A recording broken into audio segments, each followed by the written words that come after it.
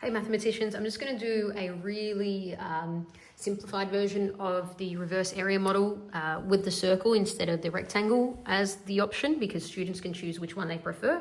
So let's do something like 482 shared between 3.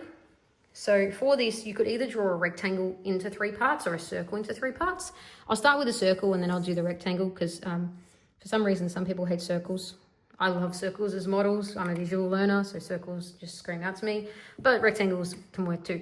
So for this now, everyone owns one part of the circle, and that's going to be your share of the 482. This could be like $482 shared between 3 people. Maybe you earned $482 doing a job or an air tasker, and you split it 3 ways between you and your mates. So you sort of think, what can I multiply by 3 to use up most of that? How can I give away most of the cash? So that's shouting out 3 groups of 150 to me, or it could be 300s first. But 350s use most of it up. Let's go 300s first. So 100, 100, 100 would get rid of 300. And then if you did 50, 50, 50, that gets rid of another 150. So all up, you've used up 450 of it. So you're most of the way there, really. You only have 32 left to go. So 32 would shout out 10, 10, 10. That uses up 30, 380. Oh, sorry, 480. And so you've only got 2 to go. And you can't really split that unless we go into cents, which we could with dollars. And we'll do that, 200 cents shared between it, which will be 66 cents. But then basically, if you're happy with a rounded amount, that would be $160 with $2 remaining, or 2/3. Or if you're good at converting, $160.67.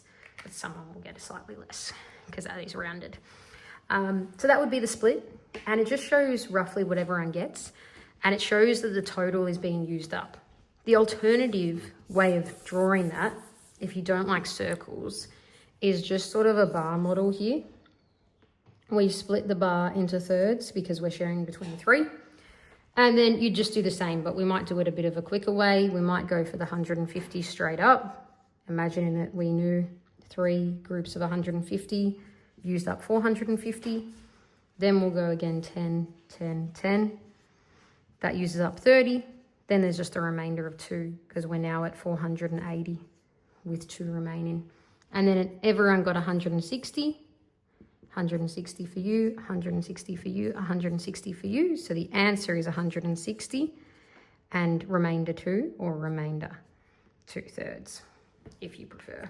Or since it was money, 160 and 67 cents rounded.